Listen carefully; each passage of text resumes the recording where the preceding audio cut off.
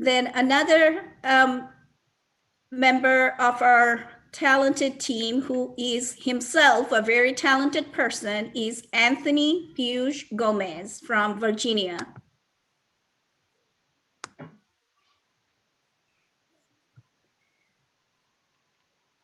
Am I missing anybody? Yes, the most beautiful one and the moderator of today's program, immigration attorney, activist, very talented, our own Thamina Watson from Washington, Seattle, Washington. Thamina, the floor is all yours. Unmute, please. Welcome, welcome. Well, today I have the honor of co-moderating this event with our very own Radwan Chaudhary. So welcome to everybody, and thank you for joining us. And before we actually get on with the program, I want to make sure you all know who just spoke with you. Nahida Ali is one of our founding members. She is a well-known community activist and a sister to many of us. She lives in Dallas, and she is the General Secretary of Bangladesh Association of North Texas and chairperson of the Mainstream Liaison Committee of Fobana. We are just so delighted to be here with you and have the honor and pleasure of introducing you to a rising star in our Bangladeshi community, Soma Syed. She is running in a special election in the New York City Council to represent District 24. She is on the ballot, and the special election day is February 2nd, 2021, and I believe voting has already begun. So it's a very, very auspicious time to be here with her. And before we start asking her some questions, let us introduce you to her. She began dreaming of becoming an attorney at age 12. She attended Albany Law School of Union University to earn her Juris Doctor degree to serve her community as an attorney. Working professionally and pro bono as an attorney, she has spent countless hours helping people right in Queens with housing, unemployment, immigration matters, and so much more. Currently, she serves as the president of the Queens County Women's Bar Association and intends to bring her leadership experience to her home district and to the City Council, where she hopes to repair the injustices that have plagued the community for decades. In addition to serving as the president of the Queens County Women's Bar Association, she is also the chairperson of the New York Bar Association Lawyer Referral and Information Service, the chairperson of the Queens County Women's Bar Foundation, senior VP of Community Alliance Group, member of the QCWBA, NWSBA, QCBA, SABANY, and many others. And she is a member of the Eleanor Roosevelt Regular Democratic Club. To learn more about her and to learn about her story and to donate if you wish, visit her campaign website at Soma for NY. So SOMAFORNY.com. Wow, welcome, Soma. What an impressive background. We are so happy for you to be here. Thank you. Well, thank you for that generous introduction. And thank you to BAPA and to the founder, Shams Bhai, Ahsan Bhai, Radwan Bhai, Kausar Bhai, Anthony Bhai, Tamina and Nahida Apu, and Anika, another rising star. I've known her for a number of years. I know Kausar Bhai for almost 20 years, Radwan Bhai almost more than 10 years, and Anthony Bhai almost the same time. And Tamina, I think 6-7 years since we started our work toward against, let's say, Trump and supporting Hillary. That's how we connected. Yeah. And I look forward to getting to know Nahida Apu, Ahsan Bhai, and Shams Bhai more in Well, wonderful, wonderful. Well, we have a lot of questions for you, but we want to start with the audience learning a little bit about you.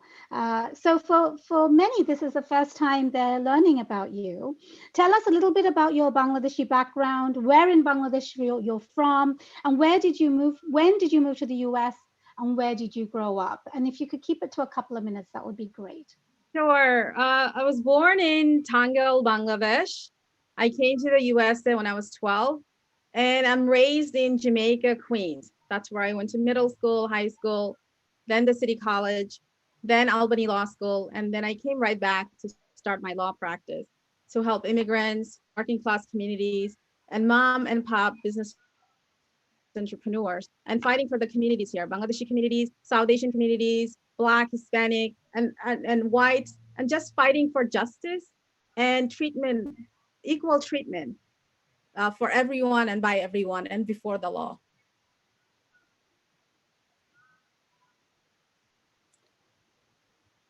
I kept it less than 2 minutes.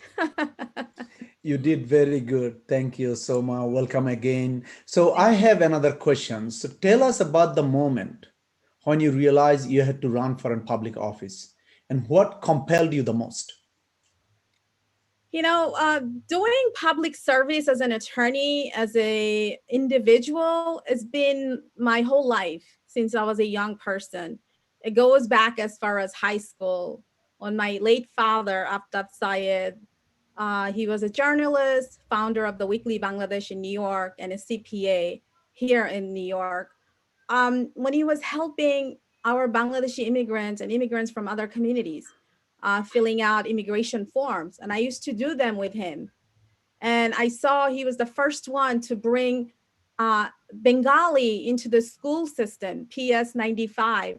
I still have his plaque from that the school gave him, and it's very endearing to me to see his work and keep his legacy going. He loved Bangladesh. He loved the language, the food, and the people. So doing public service is nothing new to me. So, and even as practicing attorney, 30 to 40% of my time has been devoted to public service, nonprofit work, volunteer work, pro bono work. So nothing has been different for me. But the moment I've been asked to run for office for the last 20 years, and more so after I finished law school and started my practice. And I say, you know what? I wanted to be an attorney since I was 12. And I worked so hard. I forewent parties. I forgone trips. I forgone gatherings. I forgone hanging out with friends. This is what I want to do as many years as I can. And when Trump came into with 9/11, I said I needed to be an attorney first and defend and help every community possible. Then when Trump started to think about running in early 2014, I was like, this is not a good sign. And I worked very hard. I worked for Hillary Clinton to get her elected. Unfortunately, that did not work out. But I'm so pleased with the results that we have this last year and now the inauguration. But the moment was that I have to do something, the transition from being an attorney to public service, because my leadership, my people here in Queens needs my leadership where I can legislate. For all these years, I've been interpreting the law and applying the law to particular cases. But now I have the opportunity, that is what I want to do, legislate for the greater number of people to bring greater changes into our communities. Representation is lacking in this community. Advocacy is lacking. And during the coronavirus, the situation has been horrendous for our community. A lack of access to healthcare, lack of access to information. Even now with the vaccination, our community has not been getting enough vaccination. And we have a large elderly population that needs help. So the moment has come to start to take on and be at the table where I can make changes. And importantly, the two areas where we are lacking representation right now is public office and journalism. And this is where I need, and I don't shy away from challenges. My whole life, I've been dealing with challenges and I take them on head on.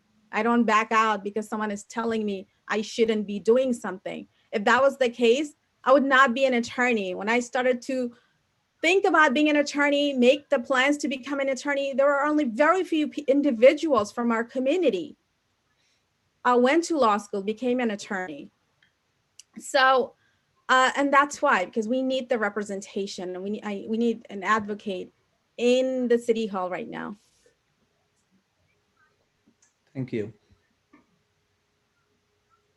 Wow, I can relate to the not going out and not going to parties. And I remember seeing friends going, oh, at this beach. And I'm like, I'm reading jurisprudence. This is not good. Exactly. So, it's very compelling what you say about public service and then going into legislation. So tell us about the top 5 things that you want to tackle. Well, first thing, because of the moment, as soon as I get in, it's February 2nd, will be the decision-making day who gets to be in city council. And I'm hoping that will be me. Maybe it'll be February 3rd, we'll find out. First thing we need to do, we need to make sure our people in our district gets vaccinated. It's so hard to get appointments. We don't have appointments, whether it's for first dose or the second dose. You can hardly get an appointment. That's one thing. We need to make sure that our small businesses, our communities of immigrants, they start small businesses, whether they would be a taxi cab driver, a Uber driver, a grocery owner, or a restaurant owner, or IT business. They start business. That's how they feed their families. That's how they pay their rent and mortgages. That's how they send their kids to schools. That's how so many of them send money back home where they have left their own parents or siblings or someone they want to help. So businesses that have shut down in my community on Hillside Avenue, Sutphin Boulevard, Parsons Boulevard, Main Street, Christina Boulevard, 150th Street, we need to help them, bring more assistance and reliefs. I'm hoping with the Biden administration, with the third package of stimulus, there will be enough for New York State because we desperately need the money. I'm going to have a community business liaison in my office. I'm going to be working with Chamber of Commerce and the Small Business Administration to make sure we bring back the jobs. We reopen some of the businesses that could be salvaged. And because we already have lost so many. Thirdly, we need to focus on the housing issue, the housing. It's a big issue. One of the things that happened during the pandemic is that our community lives in such proximity to each other, and in the same household you have so many people living together because the rent is so high, the mortgages are so high in the community, and in comparison to cost of living, the wages haven't gone up, but the cost of living, whether it's food, transportation, rent, mortgage, water bill, utilities, house repairs, car insurance, think about it, everything has gone up. So we need to focus on more building affordable housing. And one of the interesting things about New York City is that the average median income that is used to determine affordability is not really affordable, because what they're doing is they're bringing in income from Long Island, Westchester, where you have wealthy people, even parts of Manhattan and Brooklyn, and putting them everything together. It doesn't work because it's not affordable. So focus on building affordable housing, close the loopholes, legalize basements where it's possible so you have more space, more people can rent. So a family of 10 is not stuck in one bedroom apartment. So fourth, we need to make sure, need to make sure our tenants are protected, because we have so many tenants in our communities. Make sure they don't get evicted. Make sure they stay in place, because once the eviction happens, everything goes down the drain. Think about it. If a family is evicted, kids are going to school. How are the parents going to go to work? They need to get ready somewhere.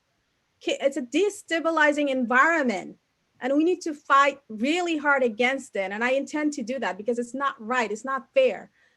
We need to also focus on education.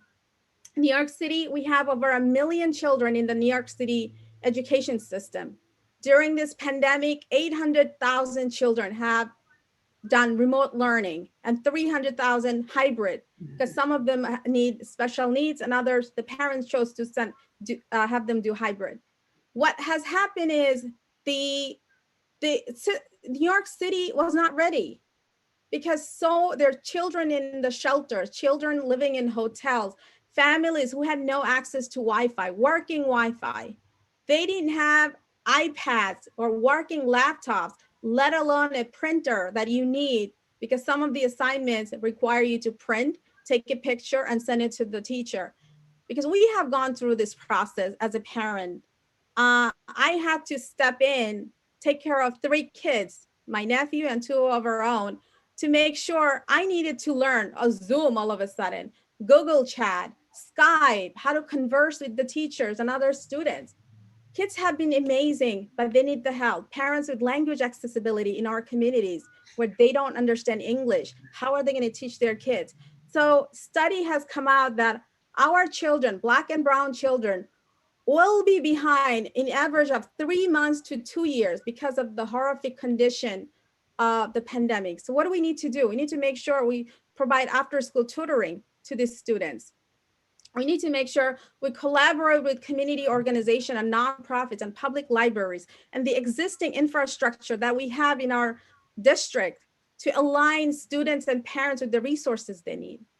And finally, one of the things that has happened is New York City property taxes have gone up 18% since 2002.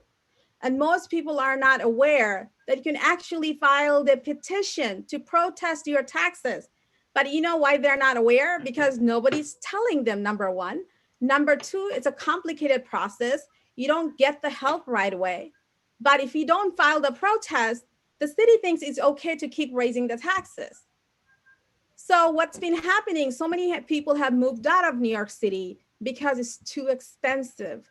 Secondly, the money that could have used towards retirement accounts or to pay that tuition off for a child, they want to send it to expensive school, they haven't been able to do it. Life choices have been altered because of this unfavorable taxes when the New York City did not need it. It's time to stop it. And I intend to work on that for 1 to 3 family owner-occupied homes.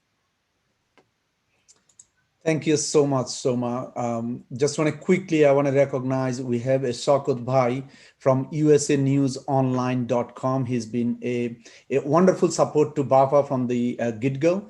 So thank you, Shaukat Bhai, for being here, all the participants and hundreds of viewers on a Facebook Live and everybody who share, over 40 of you share our event. So we have one more question. Before that question, I want to ask one thing. And you and I, in 2016, when the outgoing president, signed an executive order for Muslim ban, you work at the JFK airport, and we talked and we did a Facebook Live. So to that extent, and I want to thank you for your service, but on that, why do you think the representation from Bangladeshi community is important, and how you intend to represent a Bangladeshi community in the greater scale? Well, representation is everything. It's like showing up, making your voices heard. Right now we're invisible. We're invisible to the greater number of people living in this society. And that's because we're not standing up for ourselves. We need to stand up in a very proactive and positive manner. I see myself as an ambassador. I have always carried myself that way since I was a young child. I knew I was different. One of my experiences, that I amuse myself now, but at the time, I was. My uncle has a dental practice in Brooklyn, and I just came that summer, and I was watching this elderly gentleman with hats and long black coats. And I was like, oh, they are Muslims. And my uncle like, no, they're not. They're Hasidic Jews. I said, oh, but they're dressed up like us. So the beauty of this country is the diversity, and the way to represent. I'm not just here to represent the Bangladeshi community, but I'm an ambassador for the Bangladeshi community. Every issue that affects the Bangladeshi communities more or less affects everyone else, and we need to work together. We need to work together, and being the first in many ways is for you to lead and make opportunities for the ones that are going to come behind you. So you have a greater responsibility, and I take that responsibility very seriously, because the way you present yourself matters. The way you carry yourself matters. You can be strong leader yet be gentle. You can push for your issues. I've done that. You know, when I came out of law school, I passed my bar exam the first try, and I showed up in courtroom even with my fancy clothing and shoes and bags. Maybe Tamina can relate to this. They still did not think I was an attorney, for a number of reasons. I look too young, I'm too pretty, or I'm not white enough, um, or I look different. But I took them in stride, because I said, oh, because they don't know enough of us. They don't know enough of us, that we have this amazing culture of great women, my mother including, and others, Begum Rukia, and then we can go on, and the amazing women that have come out of our Bengali heritage and Bangladesh, and including Tamina and Nahidapu, and the list goes on. So being an ambassador, doing the right thing, speaking up, making sure, talking to the voters and the communities about the issues that really matter to them, and being a representative for everybody. My district is so diverse. It's probably the most diverse district in the USA. And I have a responsibility to represent every community, including Bangladeshi community. And what's also important, I can speak Bangla, and that's going to be very helpful. And people like that. They enjoy that someone can speak their language.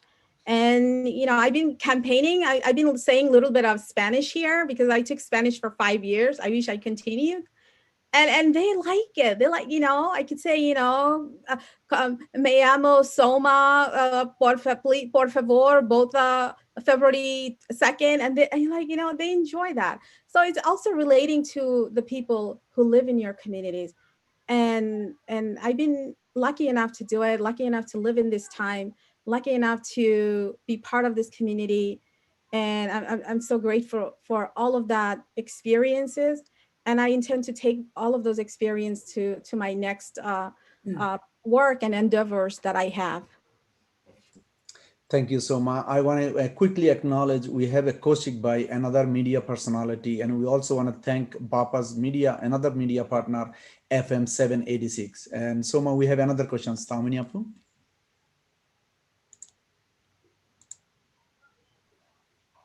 Wow, that touched me a lot, Soma, and I relate so much to everything that you've said. Especially on the speaking Bangla part. I don't get to speak it on my day-to-day basis, but I have to say, since becoming part of the BAPA family, I have spoken more Bangla in the last 6 months than I have in the last 6 years. Very, very quickly, we're running out of time. But, we have a lot of people here and a lot of people at home watching through the streaming. What do you want the audience to take away from this meet and greet with you? Well, I'm grateful for the opportunity to be talking, and people who are listening, about who I am and why I'm in this journey. And why is it so important to me to have the representation, to bring advocacy? Because my campaign has been about justice, housing justice, um, education justice, criminal reform justice, environmental justice, education justice. And that's a word that's very deep, and we often speak of it so lightly. But what does justice require? It requires you to think about the issues that are affecting people. It requires you to take some steps back and think about what's happening in the communities that you're going to be representing. it requires you to make choices and decisions you personally might not like, but it's for the people. And that's what I intend to do.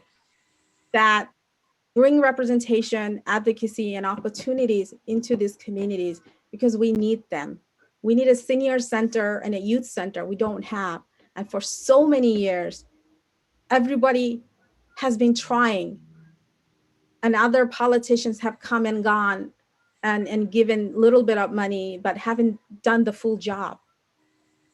And that's what I want to do, make sure people have opportunities, that they don't feel like they're left out. That they shouldn't be feeling left out. They shouldn't be feeling like it's a tale of two cities. They shouldn't be feeling that they cannot go up to their elected official. They should be feeling, okay, she's an elected official, I can approach her. And everybody should be feeling that, because it's about helping people. It's about in the mandate for humanity. And I've always done that. I'll continue to do so. And that's what I want people to take away. Thank you.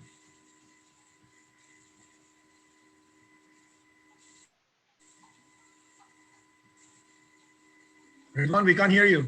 We can't hear you. Thank you so much, Soma. Thank you for all the service. So Kausar Bhai will close it, but we want to thank all the participants for this segment and all the viewers and our media partners. Again, we have a Kaushik Bhai, one of a dear friend and a media personalities, Shaukat Bhai from US News Online, and again, FM 786. So thank you so much. Kausar Bhai, take it away. Hey, thank you. Thanks to the audience at the first. Stay here. I mean, it's just the first segment that's going to finish. We have the other segment that's going to start in after this. So on behalf of BAPA, I would like to acknowledge the hard work and the dedication that each and every member they are doing. And to bring this type of event, you understand, Saturday, Sunday, everybody spend time with family. And we all take out the time from that to be in the community. That shows our commitment to the community. And we are blessed that we have people like Soma and the other panelists who will come home. That there are so many people, there are vibrant people coming out of the Bangladeshi community running for the office. Thank you for that. And Soma, thank you for joining and being so polite and so nicely done all the event. So far, we have heard of you. There are good things coming. From BAPA's perspective,